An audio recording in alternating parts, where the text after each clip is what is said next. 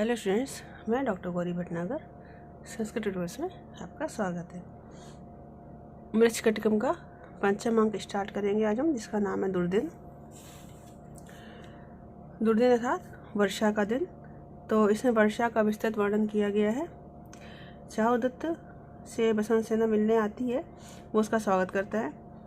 विदूषक से बसंत सेना का आगमन का कारण पूछे जाने पर दासी कहती है कि हमारी मालकिन ये पूछने आई कि रत्नावली का क्या मूल्य है, क्योंकि वे उससे अपना समझकर जुए में हार गई हैं और उसके बदले में यह सोने का पात्र देने के लिए तैयार हैं। तो चारुदत्त और विदूषक दोनों यह देखकर आश्चर्यचकित हो जाते हैं।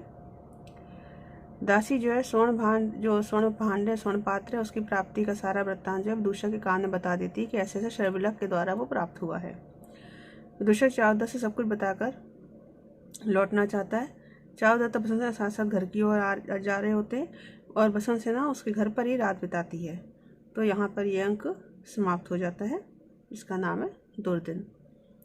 तो अब आराम करते हैं पंचम अंक। तथा प्रविशति आसनस्था सोत्कंठ चारुदत्त। तब आसन में बैठा हुआ उत्कंठित उत्सुक चारुदत्त का प्रवेश होता है। चारुदत्त लोग ऊपर को देखकर कहता है, उन्नमत्याकाल दुर्दिनम।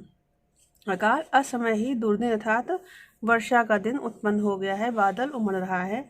यह देतत जो कि यह आलोकितम ग्रह शिखंडी भी उत्कलापय हंस यासी अपाकृतम उन्मनस्क आकालिकम सपदि दुर्दिनम अंतरिक्षम उत्कंठित से हृदय च समम रुणद्धि। अब देखेंगे, उत्कलापय ऊपर को पंख किए हुए, गृह शिखंडी भी घर के शिखंडी पालतू मोरों के द्वारा, गृह शिखंडी पालतू मोरों के द्वारा आलोकितम देखा गया। और यासु भी और जाने के इच्छुक, यासु जाने के इच्छुक हंस कैसे हंस उन्मनस्क खिन्न हृदय वाले हंसों के द्वारा अपाकृतम तिरस्कृत किया गया। अकालिकम दुर्दिनम अकालिकम असमय में उत्पन्न दुर्दिन अर्थात बादलों से युक्त दिन। सपदि शीघ्र ही अंतरिक्ष और उत्कंठिता से हृदय उत्कंठित अर्थात विरही मनुष्य के हृदय को समम रुणद्धि एक साथ आच्छादित कर रहा है। तात्पर्य कि बादल आने पर मोर जो है प्रसन्न हो जाते हैं, क्योंकि उन्हें बारिश वर्षा अच्छी लगती है, मोर उसमें नाचते हैं। लेकिन हंस जो है वो बादल को देखकर उन्हें मानसरोवर जाना होता है, मानसरोवर के लिए तैयारी करते हैं वो जाने की, वर्षा शुरू होने पर। तो इसलिए मानसरोवर जाने के लिए उनको लगता है कि बादल उमड़ रहे हैं तो हमें मानसरोवर जाना है, इस कारण से वो खिन्न हृदय वाले हैं। तो इसे हंस और मयूरों का अलग अलग प्रकार का भाव बताया गया है।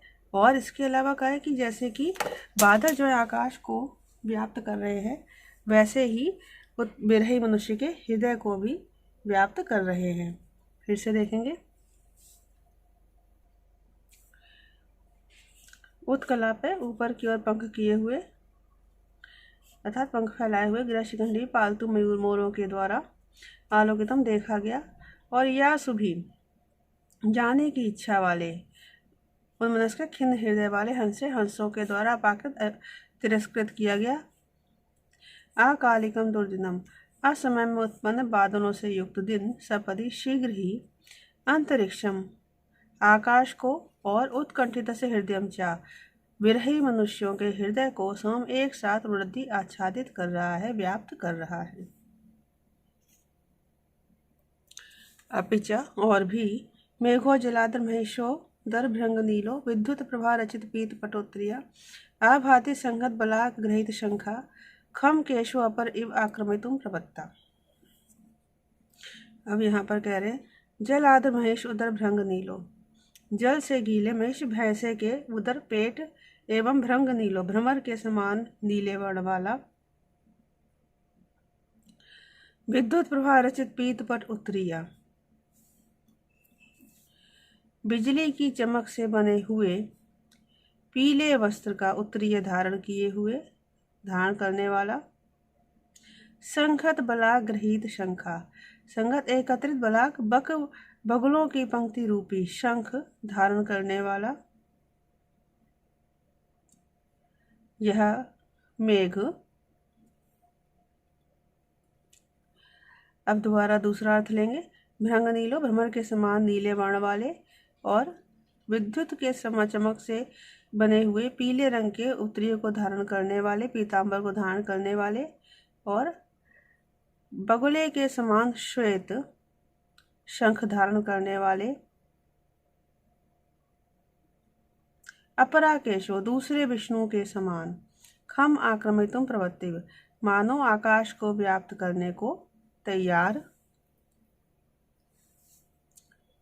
होकर मेघ यह बादल सुशोभित हो रहा है, आभाति सुशोभित हो रहा है। फिर से देखेंगे। जल आद महेश उदर भृंग नीलो, जल से गीले भैंसे के उदर एवं भ्रमर के समान नील वर्ण वाला, विद्युत की कांति से निर्मित पीले रंग के उत्तरीय को धारण करने वाला, मानो बिजली रूपी उत्तरीयों को धारण किए हुए हो। संगत बला गृहीत शंखा, एकत्रित बगुलों की पंक्ति रूपी शंख ग्रहण करने वाला।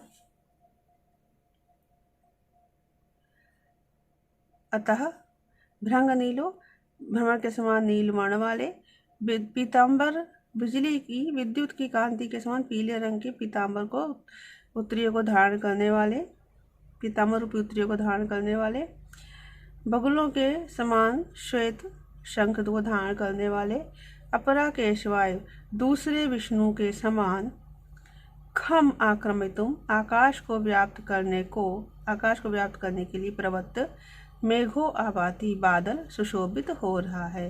तो बादल की उपमा विष्णु से दी गई है। यहाँ पर ये जो आकाश को व्याप्त करने वाली बात कही है विष्णु के द्वारा, यहाँ पर एक पौराणिक कथा की ओर संकेत है, वामन अवतार के ऊपर। वामन पुराण में जैसा कहा गया है, भगवान विष्णु जब वामन अवतार लिया था तो राजा बलि से 3 पग भूमि मांगी थी, जिसमें कि एक पग में उन्होंने सारी पृथ्वी को नाप लिया, दूसरे पग में सारे आकाश को, इस अंतरिक्ष को नाप लिया था, और तीसरा पग फिर बलि के कहने पर उन्होंने बलि के सर पर रखा था, जिससे कि फिर बलि को उन्होंने पाताल भेज दिया था और पाताल का शासक बना दिया था। अपिच और भी केशव गात्र श्यामा कुटिल बलाका अवली रचित शंख, विद्युत गुण कौशेय चक्रधर उन्नतो मेघ। कहते केशव गात्र श्यामा, विष्णु के शिव के समान श्याम वर्ण, कुटिल बलाक अवली रचित शंखा, कुटिल वक्र बगुलों की पंक्तियों के समूह के द्वारा, रचित शंखा शंख की रचना करने वाला, विद्युत गुण कौशेय, बिजली की रेखा रूपी कौशेय पीतांबर को धारण करने वाला मेघ, चक्रधरा एवं उन्नत, चक्रधारी विष्णु के समान उन्नत उमड़ रहा है। वे केशव गात्र श्यामा, भगवान विष्णु के शरीर के समान श्याम वर्णी है। कुटिल बलाक अवली रचित शंखा, वक्र बगुलों की वक्र पंक्तियों से टेढ़ी पंक्तियों के समूह द्वारा रचित शंखा शंख की रचना करने वाला, विद्युत गुण कौशेय, विद्युत की रेखा रूपी कौशेय पीतांबर को वस्त्र को धारण करने वाला मेघ, चक्रधारी भगवान विष्णु के समान उन्नता उमड़ रहा है। एता निषिक्त रजत द्रव सन्निकाशा, धारा जवन पतिता जलोदर द्रव्य, विद्युत प्रदीप शिखया क्षण दृष्ट नष्टा, छिन्ना इव अंबर पटस्य दशा पतंती। अब कह रहे हैं कि निषिक्त रजत द्रव सन्निकाशा, निषिक्त पिघली हुई रजत चांदी के द्रव के समान, पिघली हुई चांदी के द्रव के समान, जलद उदरेभ्य, मेघ के उदर से, मेघ के मध्य भाग से, जवेन पतिता, वेग से गिरती हुई, विद्युत प्रदीप शिखया, विद्युत रूपी दीप शिखा के द्वारा, क्षण दृष्ट नष्टा, क्षण भर दिखाई देकर नष्ट हो जाने वाली। एता धारा, ये जल की धाराएं, अंबर पटस्य, आकाश रूपी वस्त्र के, छिन्ना टूटे हुए, दशाएं पतंती, टूटे हुए छोर के समान, पतंती गिर रही हैं। मतलब कैसी गिर रही हैं, पिघली हुई, जैसे पिघली हुई चांदी गिर रही हो ऐसी जल की, ऐसी धाराएं जल की गिर रही हैं। और वो बिजली चूंकि चमकती है तब वो पानी की बूंद धाराएं गिरती दिखती हैं, इसलिए लिखा है क्षण भर के लिए दिखाई देकर नष्ट होने वाली। और कैसी लग रही है, जैसे आकाश रूपी वस्त्र जो है उसका छोर टूट गया है, जिससे कि ये धाराएं नीचे नीचे आ रही हैं, गिर रही हैं। फिर से देखेंगे। निश्चित रह द्रव सन्निकाशा, पिघली हुई चांदी के द्रव के समान जलद उतरेभ्या मेघ के मध्य भाग से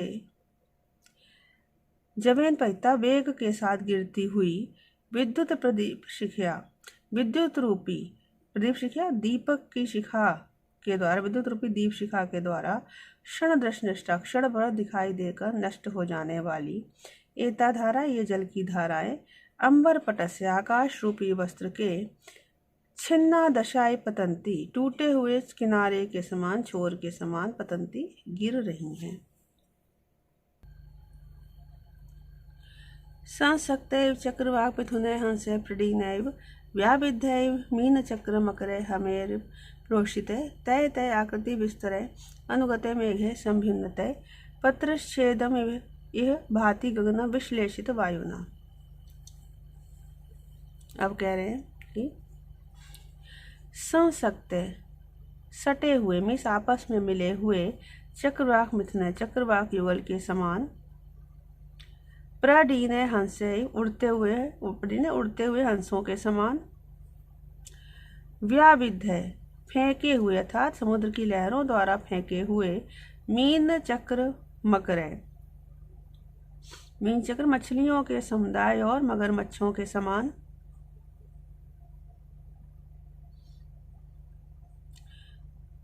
प्रोचित हरमेय एवं, प्रोचित अत्यधिक ऊंचे, हरमेय भवनों के समान, अत्यधिक ऊंचे भवनों के समान, तह तय आकृति विस्तरय, उन विस्तृत, उन आकार से फैलने वाले, विस्तृत आकृतियों वाले, उन विस्तृत आकारों को प्राप्त करने वाले, वायुना विश्लेषित, वायु के द्वारा विश्लेषित मीन्स विश्लेषित किए अर्थात बिखेरे हुए, छिन्न भिन्न किए हुए,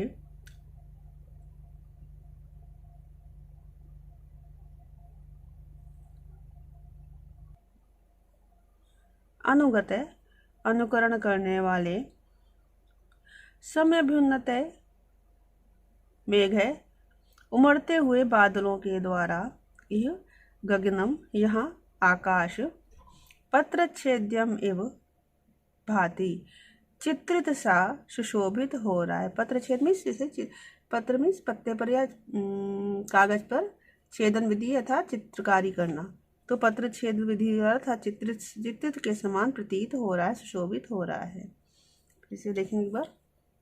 संसक्त, आपस में मिले हुए, चक्रवाक युगल के समान, परस्पर सटे हुए चक्रवाक युगल के समान, प्रडीने हंसे, उड़ते हुए हंसों के समान, व्याविध्य, फेंके हुए अर्थात समुद्र की लहरों के द्वारा इधर उधर फेंके गए, मीन चक्र मकरे, मछलियों के समूह और मगरमच्छों के समान, प्रोचित हरमेय, अत्यधिक ऊंचे भवनों के समान, तय तय आकृति विस्तृत, उन विस्तृत आकारों को प्राप्त करने वाले, अर्थात अनेक विस्तृत आकारों को प्राप्त करने वाले, वायुना विश्लेषित, वायु के द्वारा छिन्न भिन्न किए गए, अनुगत अनुकरण करते हुए, अर्थात एक दूसरे के पीछे चलने वाले, सम्य भिन्नते मेघ, उमड़ते हुए मेघों के द्वारा, यह गगनम यहाँ पर आकाश, पत्रच्छेदम एवं भांति, चित्रित सा सुशोभित हो रहा है, चित्रित सा सुशोभित हो रहा है। अगला श्लोक देखेंगे। एतद्धृत राष्ट्र वक्त सदृशम मेघांधकारम नभो, हृष्टो गर्जति चाति दर्पित बलो दुर्योधनो वार्षिकी, अक्षद्योजितो युधिष्ठिरिवध्वानं गता कोकिलो, हंसा संपत्ति पांडवायु बनात अज्ञातचर्याम गता। अब यहाँ कह रहे हैं मेघांधकारम, मेघों के कारण अंधकार युक्त, एतद नभो, यह आकाश,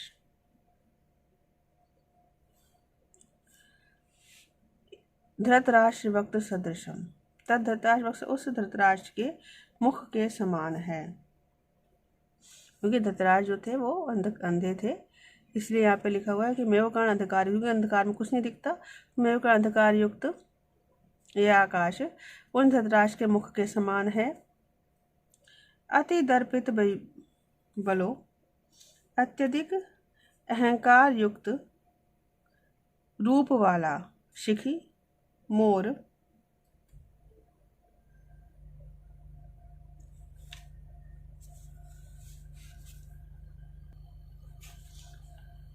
हृष्टो गजति, प्रसन्नता के साथ उसी प्रकार गरज रहा है जैसे कि अति दर्पित बलो दुर्योधनो, जैसे कि अत्यधिक अहंकार युक्त अत्यधिक अभिमानी सेना वाला दुर्योधन गरजता था। अच्छा, आगे है कोकिला कोयल उसी प्रकार अध्वानम गता, मौन हो गई है जिस प्रकार से अक्षद्यूत जितो, अक्षद्यूत पांसे के द्वारा जुए में हारे हुए युधिष्ठिर अध्वानम गता, वन मार्ग को प्राप्त हो गए थे। अध्वान का दो अर्थ है, एक तो वन मार्ग और एक मौन होना। तो कोयल उसी में मौन हो गई जिस प्रकार से पांसे के द्वारा जुए में हारे हुए युधिष्ठिर वन मार्ग को प्राप्त हो गए थे। संप्रति हंसा, इस समय हंस उसी ही प्रकार से अज्ञातचर्यागता, उसी प्रकार से वन में चले, उसी प्रकार जल में चले गए हैं जिस प्रकार से पांडव वनाद वन से अज्ञातचर्या अज्ञातवास को चले गए थे। हंस उसी प्रकार वनात, यहाँ पे वन से अर्थ होगा जल से अज्ञातचर्या में मानसरोवर को चले गए हैं जिस प्रकार से पांडव वन से अज्ञातवास को चले गए थे। फिर से देखेंगे यहाँ पर मेघा अंधकारम, मेघों के कारण अंधकार युक्त एतद नभः, यह आकाश तद धृतराष्ट्र वक्त से उन धृतराष्ट्र के मुख के समान हो गया है।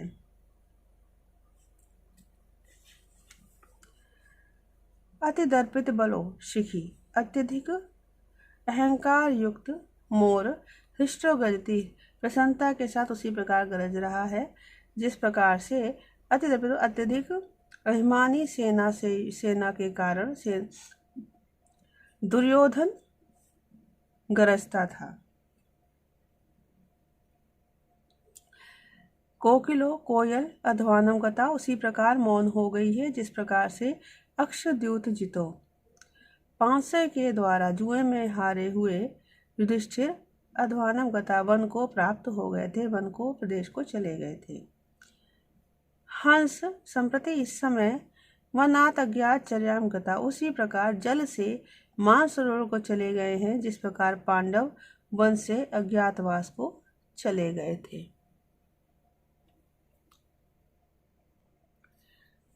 यहाँ पर उपमा अलंकार है, जिस प्रकार धृतराष्ट्र के मुख अंधकार पूर्ण था नेत्रों के न होने से, उसी प्रकार से आकाश में भी बादलों का सूर्य चंद्रमा दोनों ही नेत्र नष्ट होने से अंधकार युक्त हो गया है आकाश। इस तरह से यहाँ पर उपमा अलंकार है। तो इस वीडियो में इतना ही। साथ बने रहने के लिए